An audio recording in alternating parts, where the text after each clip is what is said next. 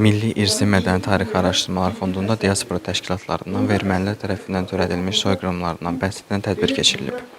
Tədbirdə fondun idarə heyəti və əməkdaşları, rəsmi şəxslər və ictimai nümayəndələri iştirak edib.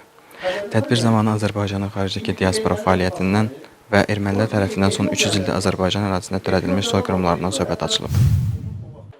Amma mən gördüm ki, Türkiyədə də Xocalı faciəsindən bir məlumat olan yoxdur. Eyni zamanda bu təşkilatın qurulması ilə də bağlı mən paralel olaraq başımıza gələn faciələri, amma Rusiyada Sovet İttifaqında Daşnak Üstün Partiyasının rəhbəri olub.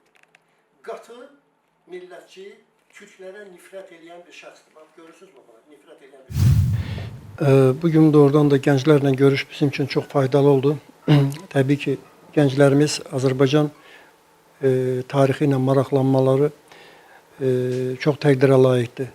Bir neçə gündən sonra Azərbaycan Xalq Cümhuriyyətinin qurulması günüdür və bununla bağlı biz gənclərə böyük məlumatlar verdik, geniş məlumatlar verdik.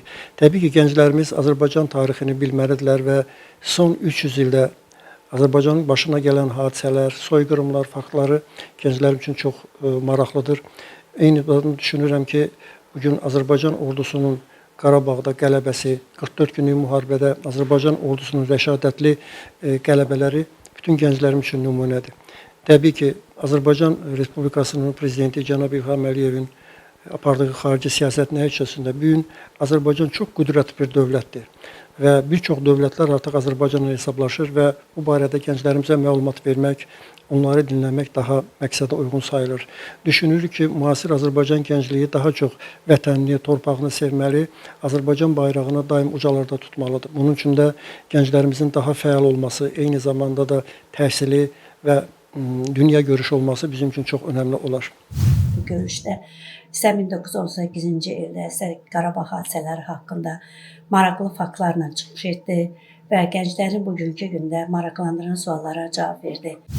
İlk növbədə qeyd etmək istəyirəm ki, bu tədbir bizim üçün çox faydalı oldu.